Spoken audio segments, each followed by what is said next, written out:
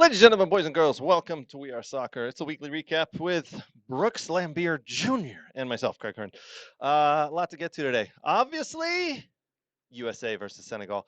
Brooks, we're winning the World Cup because you know what? That was a great game. Everybody started, everybody played, everybody had a good time. We won. Yay. Lots to get to with the friendly that happened between USA and Senegal.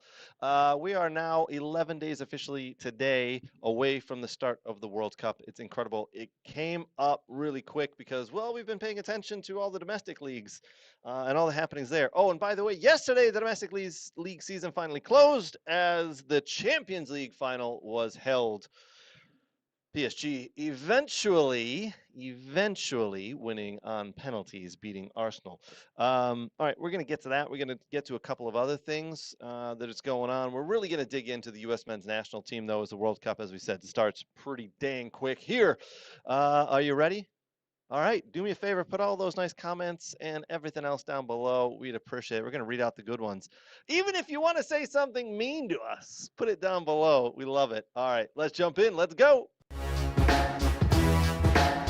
What? And I'm going to give you one opportunity because we're friends. Winner! Who gives a shit about where the ball's been? Yeah, F him. They went from loving this guy, best move ever, to hating him. I think it's the most ridiculous thing in the world. I love it because it tells you how the game was played. There's nowhere for him to go. Literally, I think there's one place. You can't do that in the national team. Do I look like I'm freaking kidding? He does things that are absolutely insane. Successful and sexy? No. It wasn't aggravating at times? Yes. Sorry, That's not very fair. It's not about being fair. Welcome to the greatest soccer show ever. Yes, ladies and gentlemen, welcome into the greatest soccer show ever. It's We Are Soccer. We are 11 days away officially from the World Cup. Lots to get to with that. Lots to get to as we talked about with the Champions League final being held yesterday. A couple of things before we jump into all those good topics. Big thank you to our sponsors. Big thank you to Next Level Training. Very much appreciate the love and support they show us. Big thank you to Soccer World, soccerworld.net for all of your soccer gear needs. Big thank you to the Michigan Jaguars. Tryouts are coming out. If you haven't picked a spot for your kid, get out to the Michigan Jaguars. You can find out more information on MichiganJaguarsFC.com for more information on that awesome club. Big thank you to Dog and Pony Show Brewing. They supply us the beer. I've drank all the beer, so actually I've had to open another beer, which I'm not very happy about. But anyway, they supply us the beer here. They're from Oak Park, Michigan. They're going to be doing their 5-year anniversary in the next week here. Get out to Dog and Pony Show Brewing and check them out. Brooks, we are doing our own party. We are doing a watch party for the USA versus Paraguay game. That is Friday, June 12th, and it is 9 o'clock kickoff. I cannot wait. We got a lot of friends coming. If you're here in the Metro Detroit area, make sure you buy a ticket. We got a special message from one of our friends, which we're going to share shortly. Brooks, first, before we jump in, one last thing. A big congratulations to the Michigan United FC team, who are in the United States Adult Soccer Association Region 2 Tournament of Champions.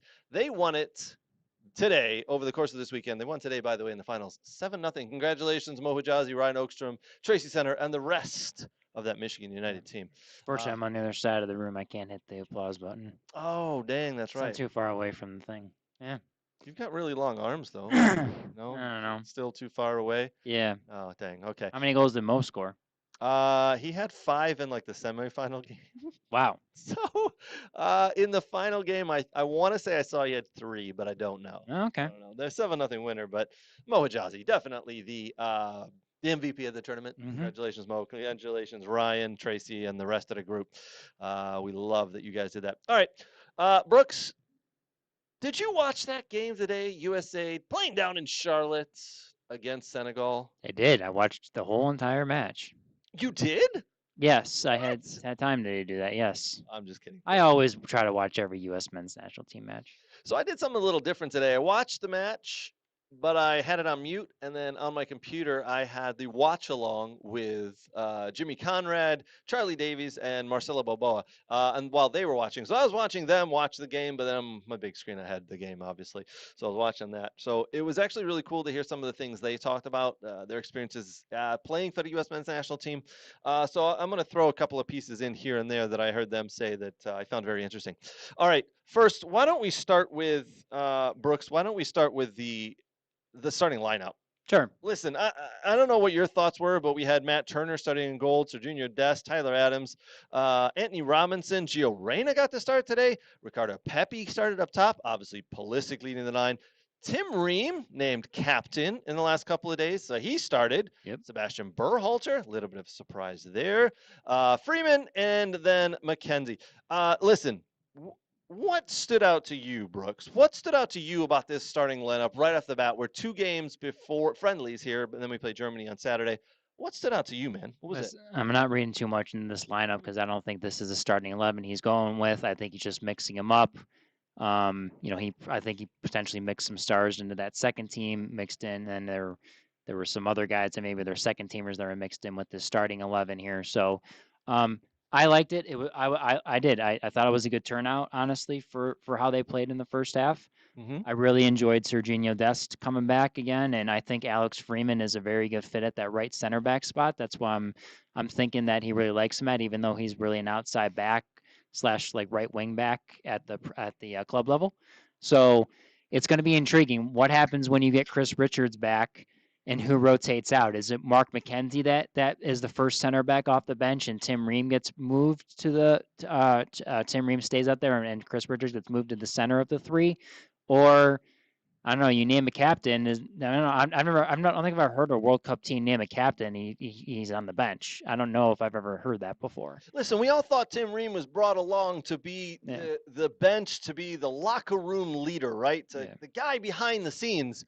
But here he is, named as the captain, getting the start. Well, we think he's getting the start because Richards is injured, right? Well, also it's Charlotte. It's his hometown for his hometown club too. So, I mean, good. Listen. Yeah. Yes. Yeah. But we need to get some flow, some rhythm. This is how we play. Let's build on something here because we have this game, we have the next game, and then, by the way, we kick off our World Cup, which is pretty dang important. So the fact that it could have been in his hometown backyard, which it pretty much was, Yes, I don't care. But Brooks, I'm really perplexed. Why is he the captain? Is he the captain for the entire World Cup, or is he just the captain for today? I think he's the captain. He was named the captain for the entire World Cup because of his experience. So, God. I'm missing. Like, it just is what it is. I think Pochettino trusts him, and he only had one bad moment where he dribbled forward and he got caught on the ball and he got challenged, and then there was a transition attack from Senegal. But I thought overall it wasn't a bad job. The goal they scored, I don't know, did he press out close enough before that guy played the ball diagonally? But then McKenzie and Freeman got crossed up a little bit because Mane is such a good off the ball runner that it was a fantastic goal he scored for the first one. But I mean, listen, I don't want to harp on players. Like, I don't want to you tell me what to think about the lineup. I'm only through the back line. I got to go through everyone else, man. Like, let me hold on, before we get that. Turner getting the start. Do you think he starts in game 1 against Paraguay? No, it's Matt Freese. You think it's Matt Freese? Yes. Because Jimmy Conrad and Marcelo Balboa said, "Listen, we think now that we think Turner's a starter." No, I don't think you don't play any of the matches, then all of a sudden now he plays. And honestly, Matt Freese has done better than Turner, playing in MLS. So I don't understand that concept. I think they're wrong. That's just me, though. I mean, listen, I would have thought the same thing. Like, Matt Freese has played in all the other games. He's played through all the other games of Mauricio Pochettino's games here. By the way, his existence here as U.S. Men's national team coach is going to be coming to an end. He'll be leaving after. We know that for sure. But for his tenure here so far, it's been Matt Freese. And all of a sudden he throws in Turner. Is it just to get him warmed up? Is that what we're thinking, just to give him playing time? And then the next game against Germany on Saturday was Matt Freese is going to come in and really solidify and be the guy. I would assume so, but I assume he's going to get. I mean, the only 2 players that didn't play today were Brendan Anderson just got married, so he just came back from, and he wasn't he missed the training. He wasn't match fit, and then obviously Haji Wright didn't play, and I don't know if he's still coming off a bit of an injury or a knock or whatever. But those are the only 2, and Matt Freese. Those are the 3 that didn't play today. Everyone else played. So I think everyone got a rotation. Everyone got some time. He just mixed players in to see, what's up or whatever. But listen, like, I'm just like, I don't know. Matt Freese is going to start for me, but like the player that did well to me that stood out was Serginho Dest. There's no way in heck does Tim Weah deserve to start at the right wing back position. in the game. It's Serginho Dest, and I love how I love how they played together, Freeman and Dest. They let Freeman go forward, and Dest kind of played more as like a high winger than more like a wing back. Yep. And I loved it, and I think they worked very well together. Pepe did phenomenal. I thought he was great incorporating himself into the game, playing back to goal, running off the ball. Same with Pulisic, running off the ball and having the freedom to go wherever he wants. And like, it's an interesting lineup because you put Reina and Pulisic there as a double 10, playing underneath Ricardo Pepi, and you give those two the freedom to go wherever. And we know they're very two high IQ players. You put Ricardo Pepi in there, who's a very high IQ player as well. That can do a little bit, as we saw on the second goal when he played a beautiful ball into Pulisic after Freeman slipped Pepi through, and then he slipped, and then Pepi slipped Pulisic in. But it was a good one. I think Berhalter did well. I thought Adams did well. Robinson looked very lively. And what's interesting when they were playing too is like, they're going to play this game where one guy's going to get a lot higher, the wing back on the other side, than necessarily have them play even on both sides. And, Robinson will drop back at times, and he'll be acting as that essentially third type of center back, and then, vice versa. But it looks like they're going to play more on the right side, but I wonder how they'll adjust that to the opponents they play, because Robinson can get forward very well, and he got forward a few times today as well. He did. I liked Freeman. I thought Freeman did very well. I thought he got up and played well. I think overall, as a team, we played very well. The first 20 minutes dominated. Then Senegal kind of came back into it, and we could see some cracks in the back line and then space between our back line and our midfield. They got down, they crossed the ball, and if they had their shooting boots on today, Senegal could have been ahead there at halftime. How many times did Nicholas Jackson poke that over the goal of Villa? Too many times, you right? mean at Chelsea? You mean at Chelsea? But sorry, Chelsea. My bad. Chelsea. Yeah. But he's rumored to coming to Villa, right? Because he's heading back from Bayern Munich. Yes. Anyway. Anyways, he missed a sitter. As Jimmy Conrad said, he's like, there's Nicholas Jackson doing Nicholas Jackson things. Correct. Put anybody else in that position, that ball's probably in the back of the net. Correct. I mean, after the first 20 minutes, I think the USA came out just on fire. They did. They set the tempo. They set the tempo. Yeah, they wanted and they to. kept saying on the stream, Mhm. they very much felt like, and this is why I just kind of laugh at it. They felt relaxed because they finally knew what the squad was and everything. And I'm like, you're a pro player. You should always, yes, you feel stressful trying to make a World Cup team, but you should always have some type of confidence that you know you're going to make the squad. And it doesn't matter if you're, trying to make the squad or you're already in the squad. You should be playing the same exact way. Yeah. And this would be silly. This would be silly to me if that was the reasoning why we were so up and down in our friendlies throughout the year. Then all of a sudden, somehow they come out and smack everyone, and it's like, wow, that was it, because you weren't sure if you're going to make the squad or not. Because for the first time, maybe in a lot of those players' lives, that they were put on the end of the fire, and they weren't guaranteed a spot because Pochettino was telling them, you're not guaranteed anything. I think everyone knew Pulisic would make it, and obviously the top guys, but he really must have made it where he was not definitive about who was actually going to be in the squad. He must have he was messing with people, and Sounds like it's a wake-up call for a lot of American players because they struggle with that when they're not assured something. Yep. They're very poor at adapting to things Sounds they're like not sure still about. might be messing with people. We got Turner in goal. Yeah, you play head got games, right? We got Sebastian Berhalter out in the middle of the field. We got Tim Ream. Who knows what he's going to start? But after the first 20 minutes, I could see Berhalter starting. You could see the foot just kind of come off, right? And that's normal. Listen, you got to play with some tempo to get the pace started, to set the tone, but then you got to be able to keep it up. And it looks like the USA just went zzz, and all of a sudden Senegal grew into the game a little bit, right? And they got a couple of chances here and there, but it never stopped though. It didn't stop though. No, you're right. The only issue I had was they need to understand to close out halves. That's the problem. That's always going to be the issue with this team. Yep. Is you play well for 40 minutes and then you take your foot off the brake for 5, and that's when a goal is scored. And now instead of going into the half 2-0, and this game being a 3-2 game, maybe it only would have been 3-1 at the end. Yep.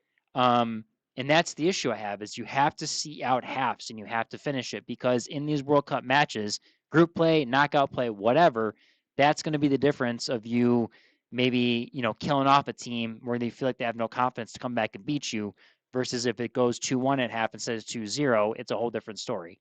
Was there a player today who stood out to you in just not just didn't play as well or up to standard or didn't put in a performance that you thought? Is there a player that you're like, I wanted to see more from that person? Of both halves or just the starting 11? Let's go the first half.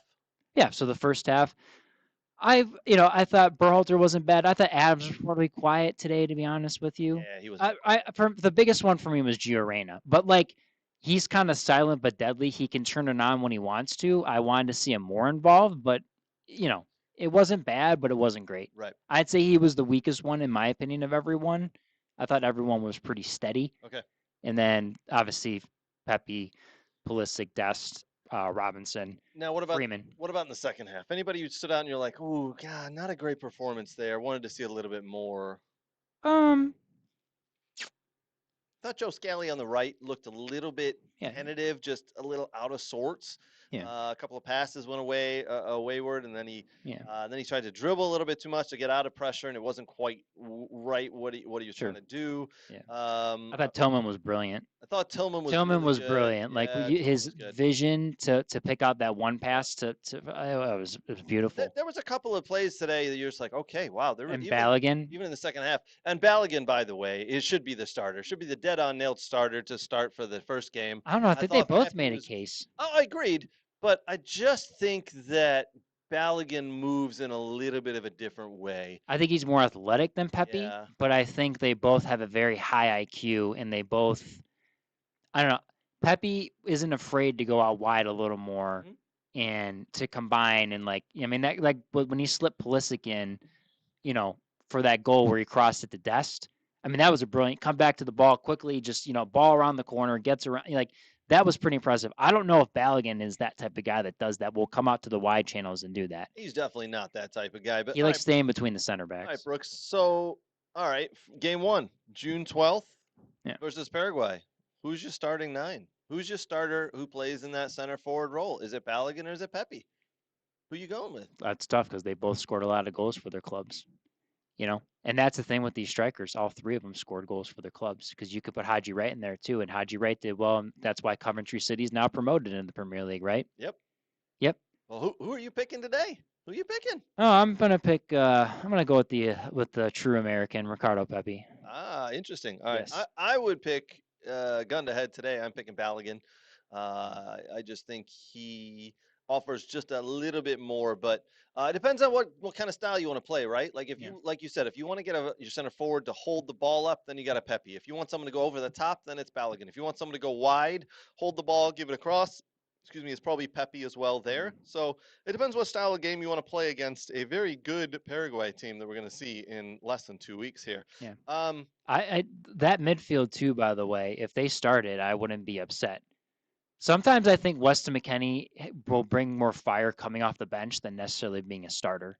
I think you kind of got to light the fire under him a little bit to get him to be not like you need to make him uncomfortable. I think when he's pushed to be uncomfortable, like when he's performed at Juventus, the times when he's playing for another contract or there's uncertainty, I think that's where you get the best out of him rather than knowing that he's comfortable and he can just come in and start. Those two in the double pivot, Adams and Berhalter, it's an interesting combination. Honestly, I could see that starting 11 minus Mark McKenzie if Chris Richards is healthy and plays, and then minus I think Freeze is in goal. But it wouldn't shock me if he came out with that starting 11 against Paraguay, taking out McKenzie and Turner and putting in Richards and Freeze. Interesting. Very much so. Yeah. So all right. Are we going to get to see? What are we going to see against Germany? Because that game comes up on Saturday. I think it's a 2:30 2:30 Eastern time kickoff. Yeah. What are we going to see on Saturday? Are we going to see a bunch of this? 11 substitutions again? Yeah, I think because you're not gonna let anyone go 90. Because why would you do that? Why would you risk injury? What about do you even sit? Do you not start Pulisic and you start other guys and you just give them 25 minutes?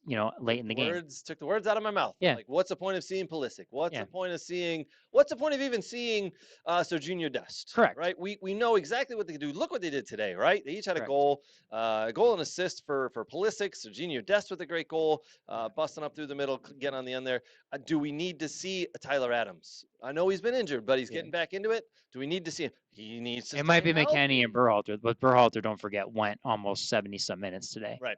He did. But I mean, listen, I think you see Aronson, and Aronson can play that wingback position. He's played it before in his career. He can play a wingback. If they want to put Aronson out where Dest's spot is, he could do it, and I think he could play it very well. And then I think you do see Haji Wright start. I think those two get minutes and start to see what they do, and then we go from there. But I think he'll mix and match. We'll see if Richards is healthy, and I think Freeze gets a start or comes in at least for a half. You would hope so. I would think so. I Hope think so. At least a half. Yeah. At least a half. Yeah, but yeah, I don't think you have to see. Yeah, I would love Reyna to get a run. To be honest with you, for a start, that'd be good to see him out there. Who's going to play in the double pivot with him? Or sorry, the double 10. It'll be interesting. But yeah, I don't know. I mean, I'm hopeful if they did this well against Senegal. I'm not saying they'll beat Germany, but if they give them a good run, I mean, I don't care if we lose 2-1 or draw or whatever. It doesn't matter. But like, I just want to see another good performance like that where they play for a good 80, 75, 80 minutes, they're switched on. But obviously, I like to see a full 90 where they're switched on. You want to see a full 90, they're switched on no matter who they're, Yeah. who's playing or where they're playing at. But Yeah. Germany is. They'll be good. Like, and that's why he scheduled them. He They're one of the scheduled them on favorites. purpose, and they're one of the favorites. And they're gonna turn out, and they have a lot of great players.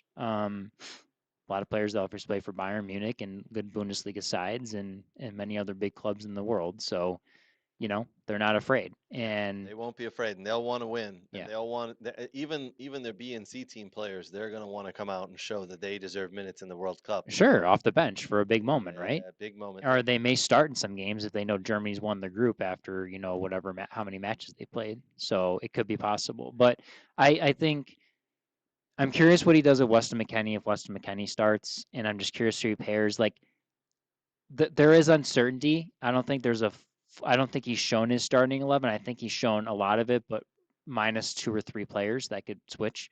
But I've said this for a while. I do think Weston McKennie is a better guy coming off the bench, in my opinion, for this. And, honestly, sometimes, maybe we see Weston McKennie as a right wing back in Dest's spot. Because I do think he can play that right wing back position very well. Because he's played it for Juventus very well. Yeah, he's played it for Yes. Juventus, Yes. and he did very well there. Yes. So then, where would you put Dest? Higher up the field? Is that what you're saying? No. Like I'm saying, if he wants to rest Dest and he doesn't want to play a lot, I mean, but you could switch Dest. Like, I mean, what if Robinson's hurt? You can put Dest on the left side because Dest has 2 good feet. Like there's a lot of interchanging parts in this lineup where, like I'm not crazy if like Arfson's playing in a World Cup game. Like defensively, he's a liability, but he's not bad going forward. Obviously, Roldan is a bench guy. I know you don't love him, but I think he could be like a last 10 to 15 minute guy if you want some spots. If you're going to sit and you just need someone to run around and work, I mean, you could play Roldan as a wing back. He's played as a wing back before, an outside back for Seattle, so he's a utility player. But so it'll be interesting to see. But you need something positive going into the World Cup, and if they get that, hope they get some momentum, and then that carries in the group game against opening game against Paraguay, and then hopefully that just carries through, and then maybe they got people believing that they can just get past the quarterfinals, and maybe they can win one more game, or crazy enough maybe 2 games if they find the right opponent. Sure. Yeah. Does this make you look forward to the World Cup even a little bit more now? Because how they played, yes. Like, well, how they played, yes, because this is encouraging. Why didn't this happen throughout the year? Yeah.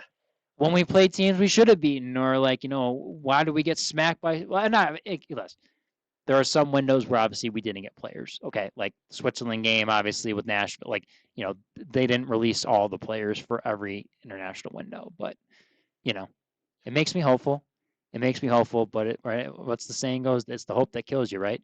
Exactly. Yes. All right. So, are you feeling still the exact same after seeing this performance, and we expect a similar performance against Germany? Are your feelings the exact same as we talked about last week?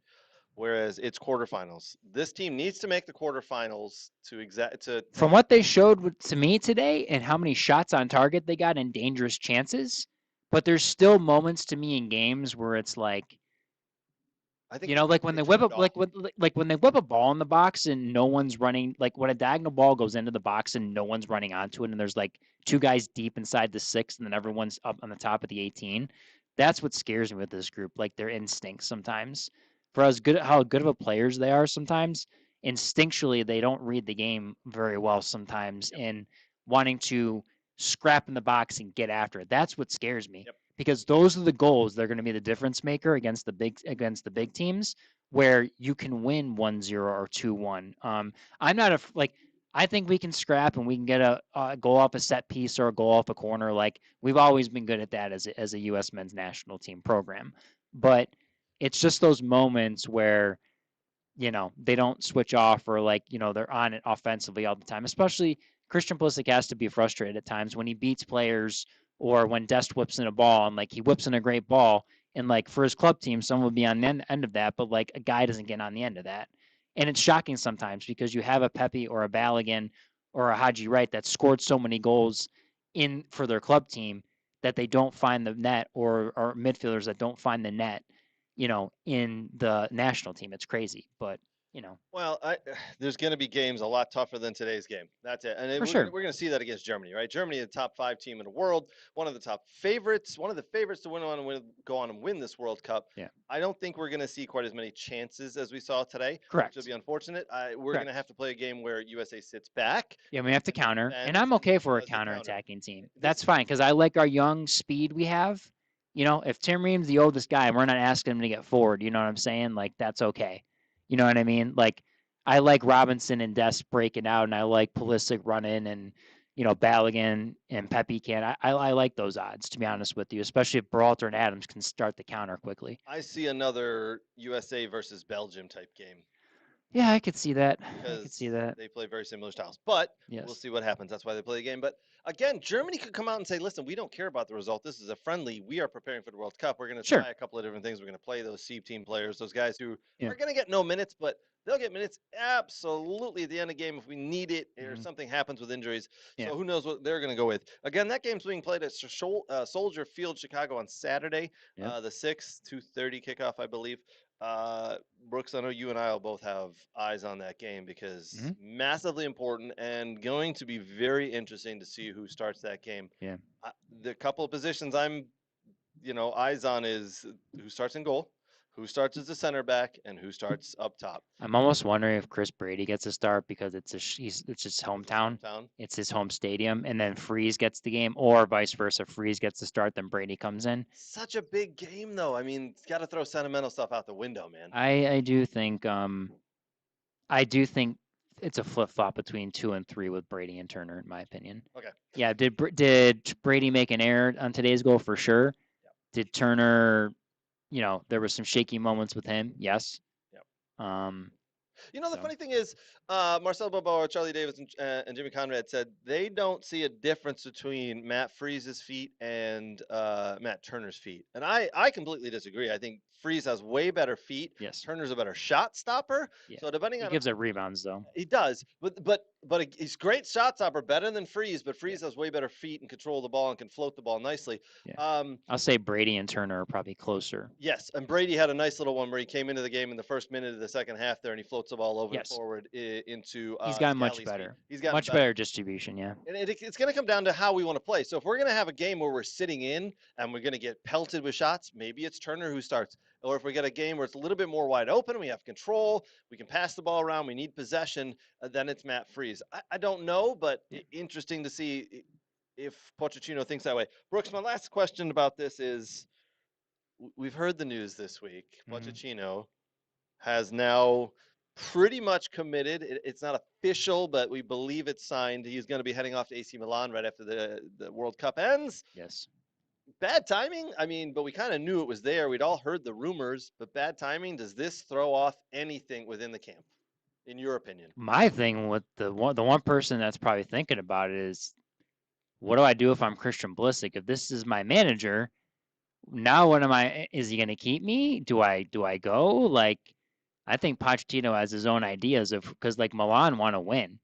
So the question is, it's almost a trial. I feel like Christian's playing with this now, to be honest with you. Does that throw him? Is he going to keep me? Is he going to keep me at Milan? We haven't signed the extension yet, but if I play well and he thinks I'm worthy of staying at Milan, I'd love to stay there. But If I don't play well and I don't see playing time, I need to leave. So Today's anything to go by. I mean, obviously, yes, he earned that. He had an assist and a goal, and he played very well, right? Yes, yes, He did what Christian Pulisic usually does. That's what we need. correct. The last, several months at AC Milan, he's been garbage. He hasn't been the Christian Pulisic that they've needed. Yes. Now all of a sudden he shows up today, and woo! Yep. That's what we need. We just need him to stay healthy. So Yeah, I think as a player though, doesn't play in the Germany game, by the way. yeah, no. For me, like just to wrap it up, and then I'll mention one more thing. Listen, when you're a player, you just whatever how many weeks he has left with this, you make it to the end, or however long deep you make it in the World Cup. That he's your coach for then, and you play for your country. You play for nothing but your country and for your family and everything, and you don't worry about what things you can't control. And that's the thing, they have to go into every match just saying, I can't control that he's going to AC Milan or potentially going there, but like it doesn't affect me and the national team going forward because I'm here for my country and I'm here to try to win a World Cup. And we win one and he gets one with the US, great. If we get far and we make history, great, but you can't worry about outside stuff. Good. And then one more thing I'm going to mention. So I had a buddy that was at the Chicago Fire Academy, was the head scout, and he was also the technical director at one point. So fun fact here. So there's actually 2 former Chicago Fire Academy players that played for the first team that got called in to national teams for the first time ever in Chicago's history. So Chris Brady's one of them for the U.S. men's national team. Then my one buddy brought him up and signed him for Chicago. The other one, Brian Gutierrez for Mexico. Oh, nice. Yes. So there you go. Who's now playing in, I think he's playing for Chivas. I think that's the club he's playing for in Liga MX. But yeah, so some fun information from there.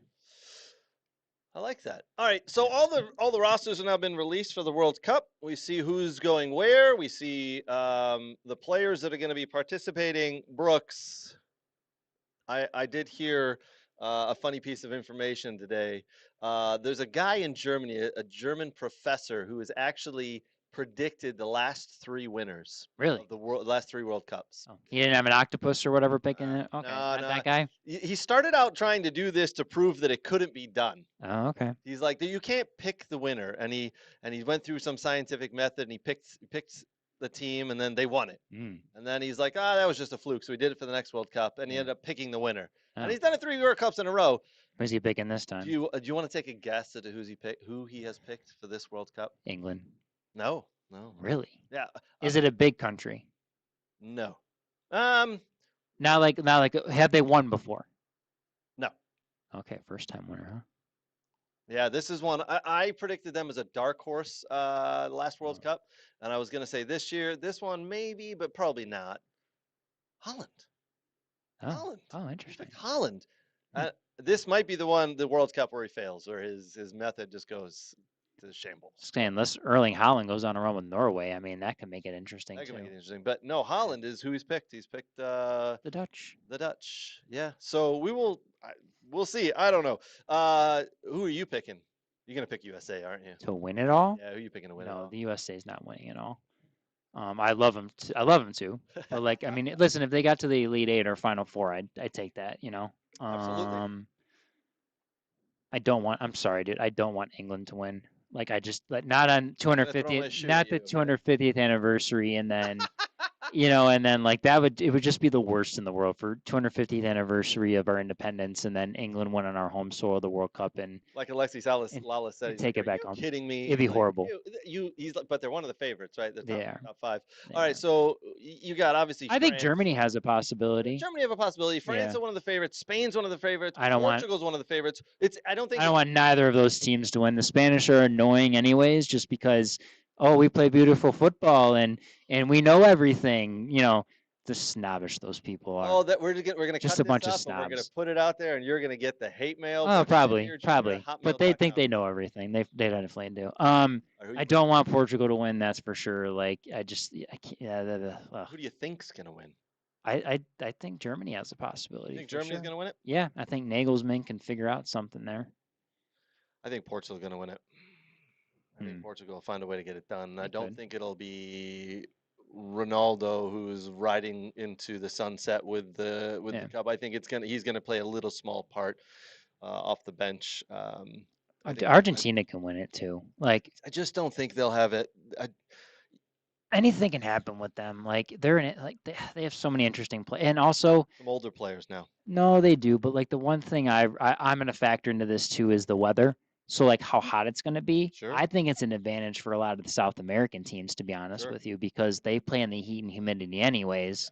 So depending on what game, like it's going to be rough for some of the European teams because they never played in like super hot 100-degree humid weather. Yeah. And there's only so many games that are indoors and air conditioned. So I mean, it wouldn't shock me if a South American team won this year. But I would like to think that Germany could win. Are you pulling for Germany, or you just think they're going to win? The problem is I haven't gone through every World Cup roster. That's the thing. But I would like Germany to win. Yes, I would. Don't want Brazil to win.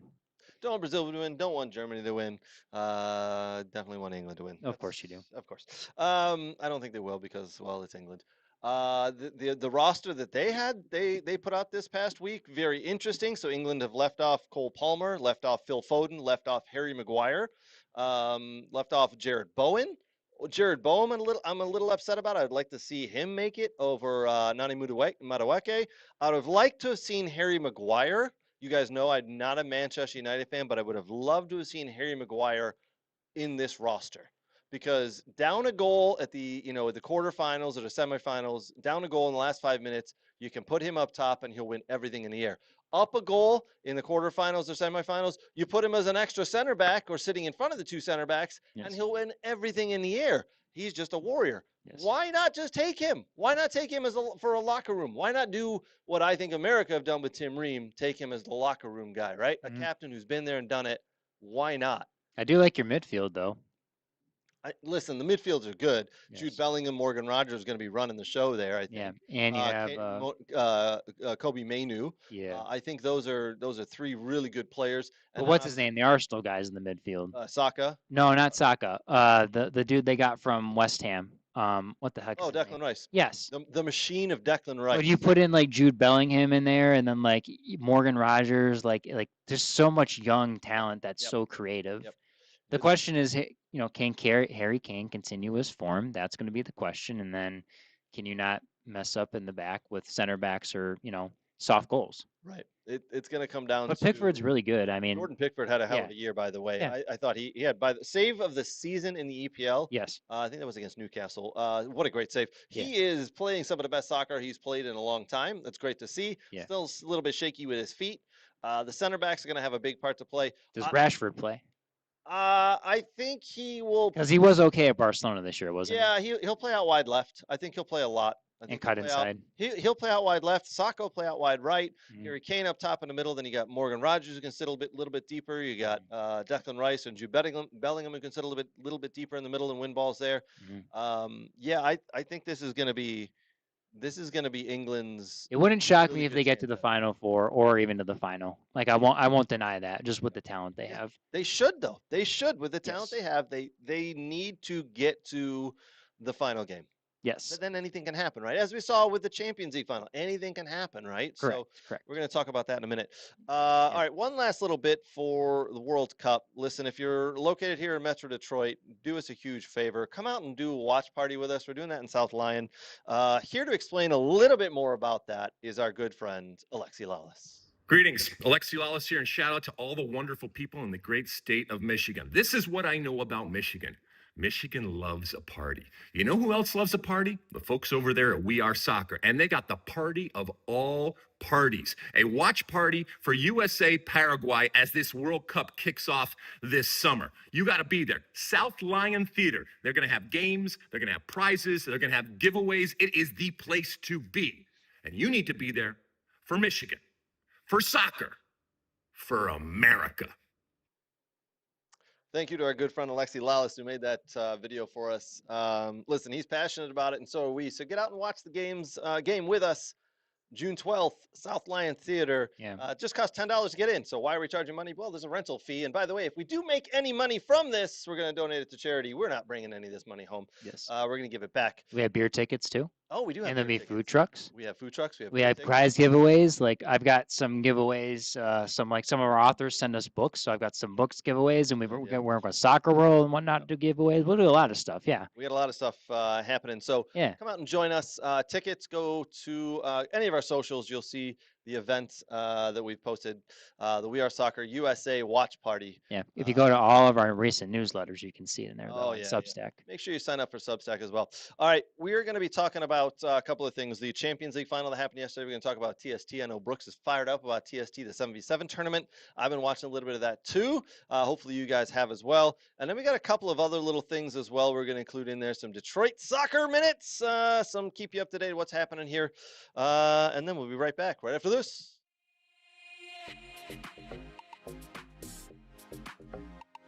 All right, Brooks. We're at our favorite store, Soccer World in Rochester. We're just gonna do some light shopping. Okay. Nothing big.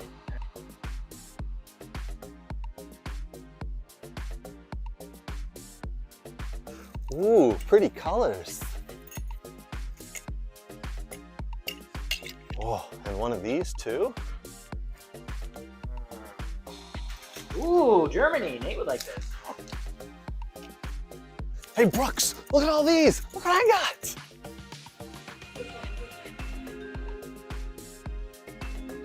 South America. Ooh. Wow, that's not MLS. Cool. Socks? No.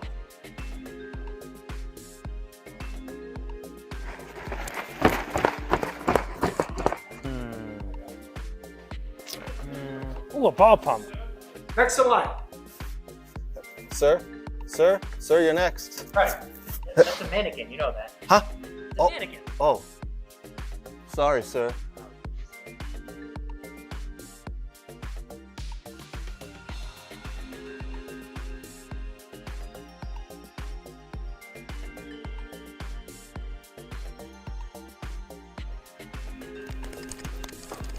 Craig, what are you doing? Nothing. Huh? Big thank you to our sponsors, Soccer World, soccerworld.net for all of your soccer gear needs. Listen, tryouts are coming out. Summer soccer is coming up here. Get out to Soccer World. Get your gear now. Trust me, you're going to need it. All right, Champions League final happened yesterday. One word I'll use to describe it was downright boring. Arsenal, you kind of got out of it what you put into it. You didn't put much into it. You sat back. I think overall you had less than 200 passes completed, almost 800 passes from PSG.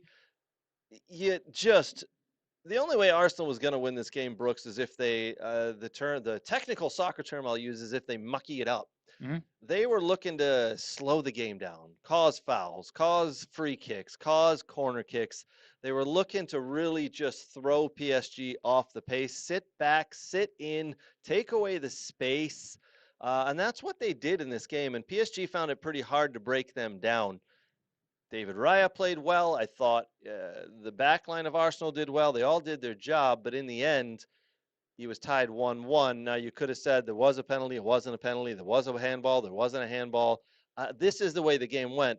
I thought the referee did a phenomenal job. Mm-hmm. I thought he did an excellent job refereeing this game. And one of the examples I'll give you, and this is kind of funny, there was a couple of seconds left before the halftime whistle was due to blow, and Arsenal got a corner kick. Mm-hmm. So Bukayo Saka walks over, picks up the ball, and just walks towards the corner kick, and the referee's doing this, like, come on, let's go. Saka just shook his head, goes over, puts the ball down, takes his time, and the referee goes, nope, that's it. We're halftiming it. And Bukayo Saka's left standing there going, what are you doing? Hey, man, he told you to pick it up, get it going, and you tried to do your own thing and be the star of the show, and sorry about your luck. The referee said, time's up. We can only, this is it. I thought the referee did a very, very good job. I went to penalties. Gabriel. A lot of people were very happy to see him miss. Did he sky this one? He skied it. Yeah, because there was a thing that said like it went into some the English River or something. There was a graphic someone made. It's like, oh, it's still going. Yeah, the River Thames is still going. So Yeah, he skied it. There's a lot of people who are very happy to see him do that because he talks a little bit of trash. He's gotten into it with a couple of people. Yeah. He made fun of an Aston Villa player, by the way, this year. So a lot of Villa fans were happy to see it be Gabriel who skied that ball and won it for PSG. PSG, for me, them and Bayern Munich were the two best teams in Europe this year. They were absolutely phenomenal. Well- and the final was actually the two-legged Sure. semifinals. But I mean, one of the best games you'll ever see in the Champions League was Bayern Munich hosting PSG. Was it like 5-3, 6-4? I can't remember. But you can look at this too, and you can say they were definitely and probably in the best shape because of the leagues they played in. I mean, Bayern ran away with that thing pretty easily, and they didn't have much competition, nor did Agreed. PSG. Agreed. So like I will give the Arsenal fans that where they had to battle for the league for a while because the Premier League, obviously, you're always battling the last few. You're always battling the last few games. That's the only thing I'll give the Arsenal fans after they decided to leave all the wonderful comments on Nate's clip I posted last week. I was about But, to say Nate and all of his haters haters are Yes. probably loving you, but Nate's not. He's going to throw Yes. something at you soon when he sees you. Yes. But But listen, yeah. But no, I had this conversation, Brooks, with someone the other day, and they said, "Well, how come English teams don't win the Champions League? Is it because they get beat up in all of their league games?" I go, Possibly. "Yes, because even the top teams in the Premiership, they go play Wolves, Burnley, Tottenham, West Ham, and those 4 teams are the bottom 4 teams, and Nottingham Forest, bottom 5 teams, and they give them a hard game. It is brutal, right? Correct. The Premiership is the hardest, fastest, strongest, toughest Yes. league in the world. So you got to go play a softer team and maybe get a 2-1 victory or 1-0 victory. And then, by the way, 3 or 4 days later, you got to play a Champions League team. That team you're playing against in the Champions League, in their domestic league, played in the McDonald's French League 1 Yes. and won 5-0 and played half of their starters for half the game and the B team, but the other half because that's what they can do.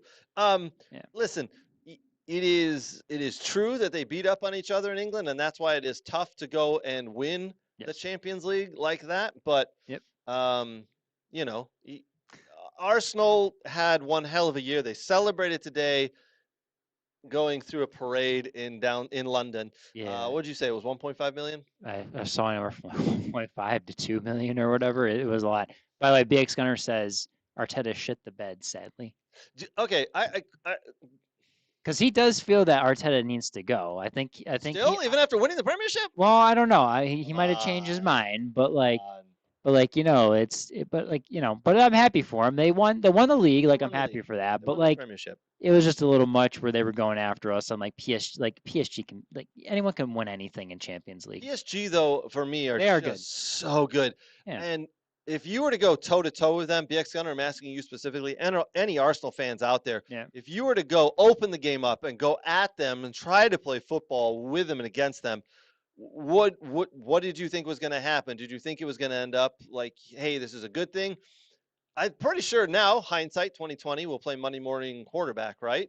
You would have liked to have seen that now that you know the result that they sat in and still lost. But listen, Bayern Munich came out and went at them, and that didn't work out well for them. You don't want to get a match to PSG because they're very good at that. Quick. They are. And listen, like it's rough. It's rough. Like the problem. This is the problem with soccer, is no longer can you play ugly and direct and win 1-0 and everyone feels like you did very well. Like you have to play this pretty soccer and you have to, or you defend and you play beautiful counterattacking soccer that, then you're deemed sexy and qualified to win. You know what I mean? Or you're, that's the problem with today's game. It's like no one cares if you've just got the results on the day. Everyone cares what you did and how you got the result. He just said we had a superior defense left that let the attack run wild. That's what BX Gunner said. But I get it. Like I get why they sat. Your midfield would have been overrun by the PSG midfield if you'd opened it up and you come out and play expansive football. But right? I get why they did it, to sit back and do that, because if that gave you the best chance to win, you do it. Yeah. I'm not gonna be mad at Arteta for that, to be honest with you. I think BX Gunner's feeling different. Maybe, but like if you felt that way, that was the best chance to win, to play that type of football, to slow down their progress or to make it aggravating for them. He said, I'm just gutted because who enjoys a parade after a loss? Should have had the parade last week. 100%, man. 100%. But anyways, Yeah. so there you go, Arsenal fans. I feel bad for you slightly, but, most of the ones that want to be smartasses, not really. Right. Yeah. Well, listen, they won the Premiership. They should They be did. very They happy did with well. that. And I think that has earned Arteta another year or two. Now, Yes. if he does what Arne Slot did this year, finish 5th and struggle and lose 19 games in all competitions, Yeah. Arteta may be out of a job because you can't do that. But if you finish the top 3 next year and go deep into the Champions League, go deep into the Premiership, go deep into the FA Cup, he'll be fine. They need a couple of additions to the squad here and there, but Yeah. overall, you can't argue with they won the Premiership, right? Correct. This just mentioned it, Brooks. Liverpool fired Arne Slot 1 year after winning the Premiership. Last year, in style, they won the Premiership, and then this year finished 5th. Get into the Champions League. By the way, they're in the Champions League. But they got a good coach coming in. Well, yes, they do. A Spanish guy. Did they miss out on Xabi Alonso? Why weren't they talking to him weeks ago? Why weren't they talking if they thought this was going to happen? Why weren't they talking to him weeks ago? He hasn't coached the Premier League. They got a guy that's coached at Bournemouth, Areola. I think they feel good. They've seen him as a coach. Yeah. And I would say I think that's the better move, to be honest with you. I told you he may struggle that first year, Xabi Alonso. I don't think he has as much to the keys to the car here as you guys think he does. Let's just take one step back real quick. Yeah. I don't think he needs the keys to the kingdom right off the bat. Yeah. The players, that group, the players that they have at Chelsea. Depends if they want to listen. So good. For some reason, I feel like good. a club like Liverpool, you respect the manager. And I saw a clip of Brad Friedel saying this. He was upset that Slot was fired because he doesn't like the amount of turnover that Liverpool's had for coaches lately. But Liverpool has been a club that doesn't necessarily turn coaches over as much as many other big clubs do. So I do respect that for Liverpool. And, maybe they just felt differently about Areola, and he's like, we'll give him time, and he can win us cups and titles and everything, and there you go. Yeah. I think there was two good hires. Areola at Liverpool and Xabi Alonso at Chelsea. I think they'll both work out well. Yes. Unfortunately, I think they both work out very well to the top 5, who my Aston Villa, just now cracked into in the last 3 years, 4th, 5th, 4th. So if you have to get rid of Unai Emery, who do you want? Get rid of? No one. No. Unai Emery is one of the best managers in the world. I'm just saying, what if he gets fired? We're gonna play No, we're not playing. Guys don't last forever, dude. Guys don't last forever. If you have a bad spell, and you start off slowly. Yeah. He ain't going anywhere. He literally has the keys to the kingdom at Villa Park. He has everything. He controls everything. It's an unusual situation that Aston Villa have handed to Unai Emery. So they'll call it Unai Emery Stadium at some point. They'll name a stand after him if he does again what he just did this year. They will name a stand after him if he keeps going this route. Okay. But yes. Obviously, Areola now is headed to Chelsea. That is a very Liverpool. To Liverpool. Excuse me. Xabi Alonso to Chelsea. 2 very good hires. I think that's very good. Is Enzo going to? Did they decide who Manchester City's going to hire? Yeah, Enzo Maresca is going to Manchester City. So now you've got 3 teams who are considered to be part of the top big 6 who have just turned over their managers. Yeah. So there's going to be some turnover there. I do think Enzo Maresca struggles for a year or two just because. It's a change. Because it's a change from Pep. Just had everything. He's run it. He's been the man there.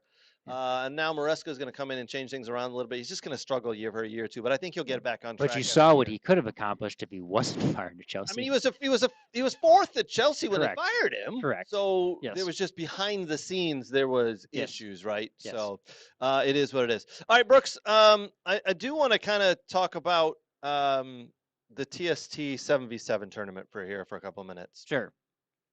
You and I for the past 2 years have been like high on this tournament, Yeah. To the point where we are looking at teams, interviewing coaches, watching the games during the day, chatting about it at night. This year, I feel like the world not the world, but maybe maybe it's because the World Cup's going on the same time in the summer. Maybe, but I feel like the world, or at least here in the USA, they figured it out and they're watching this now. And you and I have gone, oh, it's popular. We're not going to watch it anymore. I don't know if that's what it is, but we're just not kind of invested as we were.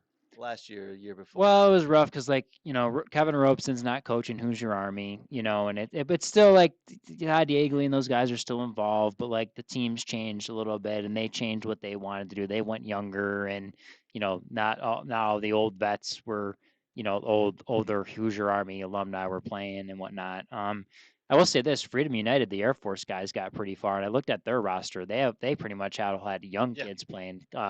College kids or like kids in their mid to or at least before the age of 30 playing, which they made it to the Final Four, and they just lost to Hernandez United and for the men's division. Then Pumas de Alabama is going to the other team on the other side that beat the Kings So League. I watched. Kings League I All-Stars. watched that, by the way. I watched. That's a Pumas de pretty good Alabama win. versus Kingsley and Kingsley. I don't know who the goalie was. Can't remember his name. Yeah. Holy moly! I Yeah. haven't seen a better 7v7 goalie in my life. He was Yeah. incredible.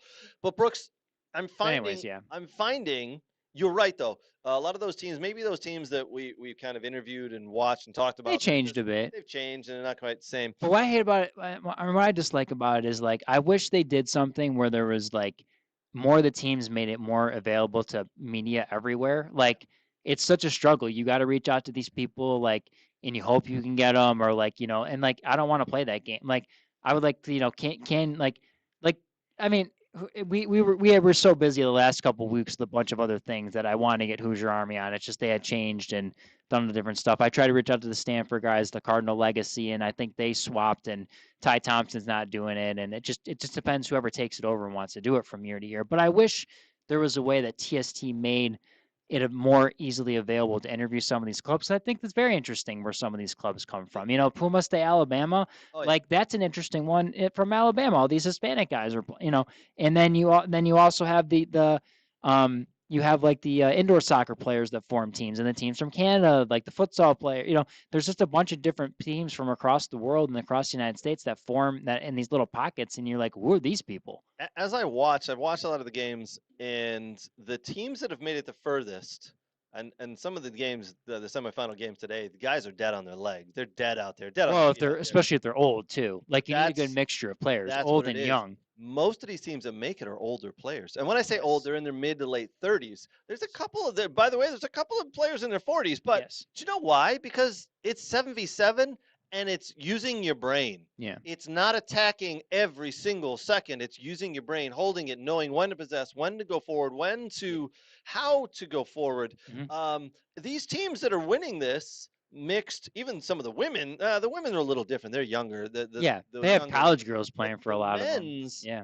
It's the older guys. It's the guys who played 6v6 and 7v7 before. Not these young guys just coming out of college who've graduated in the last couple of years or still are playing in college. They aren't the ones who are winning. It's these older folks. So it's really interesting to me. Detroit City FC were knocked out last night, and they're mixed. They played in the men's and the women's. We'll call it the co-ed. They call it the co-ed. Yeah. They were knocked out last night. 1-0. Kind of a boring game, if I'm being very honest. Yeah. I wasn't impressed. But they had some very good wins earlier in the tournament. Dave Dway was coaching that team. Yeah, no. Yeah, it was good. Yeah. I'm a little bummed they didn't ask me to play. I'm a very good 6v6 player still, so I would have liked to have gone down. They did have a creator influencer type game. Like, Brooks, we should be looking to get in and play at that. I think we'd be pretty good. We could bring some of our cameras down there, some of our crew, and we could play. That'd be fun.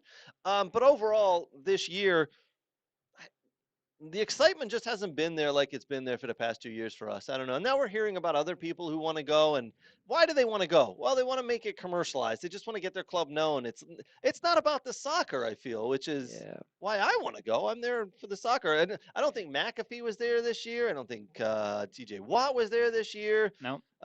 Stuttgart got booted out early because they suck.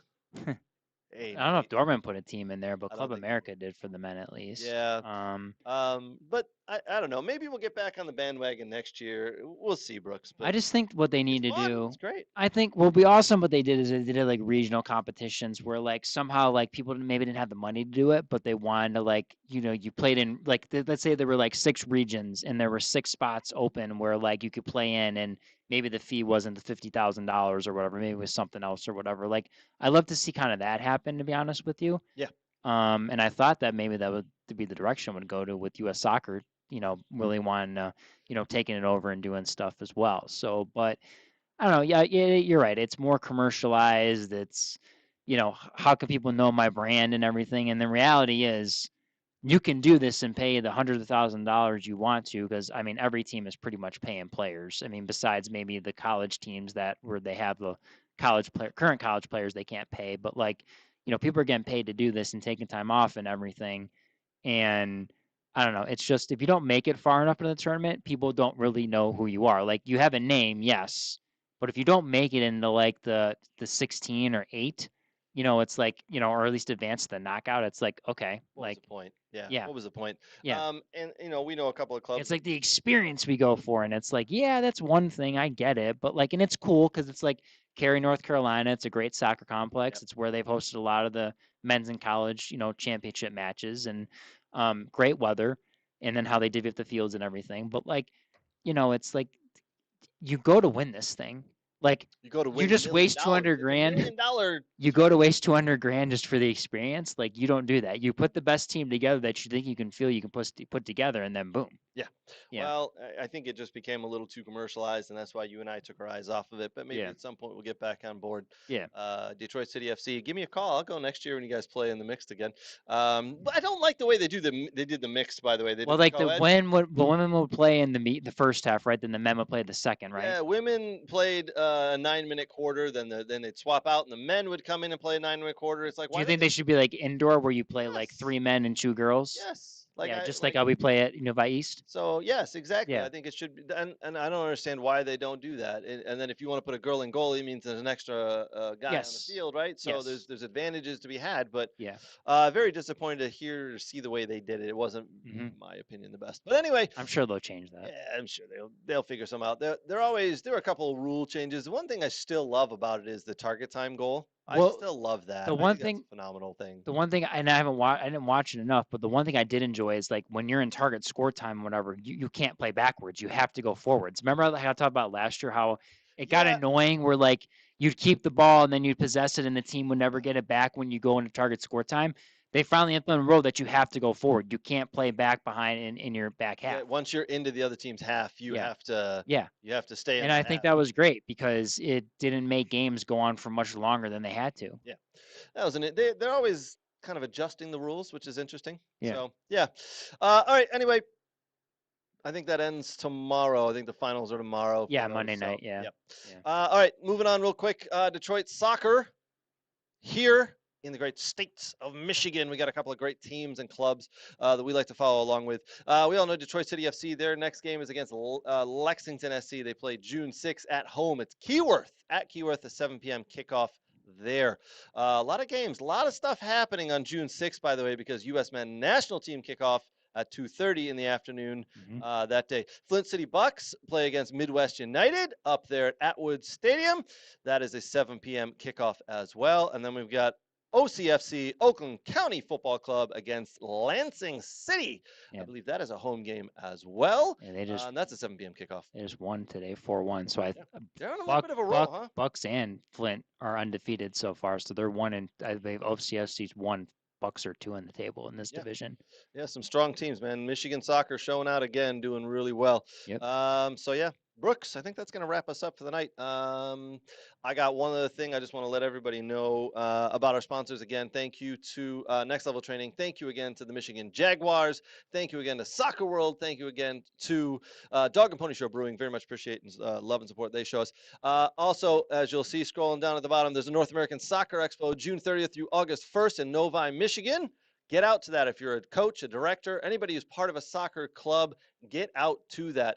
If you need a coupon, we've got some coupons. Contact us. Put it in the comments. Oh, yeah. If you want to comment, you would like a coupon. We got some coupons to save you some money as you sign up for the North American Soccer Expo. Yeah, a lot of great presenters, a lot of people doing drills. It's very much similar to what you would see at the normal U.S. soccer convention, but it's just more here in Michigan. And we've got people from Indiana, Ohio, state directors, college coaches doing training stuff on the field, people, the big former pros coming to do presentations and everything. So there's a lot of different stuff. If you follow them on social media, they make announcements all the time during the week. And if you go to the website, they'll let you know as well. Yep, NorthAmericanSoccerExpo.com for more information on that awesome event. Big happy birthday tomorrow to our good friend Alexi Lawless. Thank you again for the little video put together for us and our watch party. Very much appreciate that. Hopefully you enjoy your day tomorrow, Alexi. And for Brooks and me, that's going to do it. Cheers. Cheers.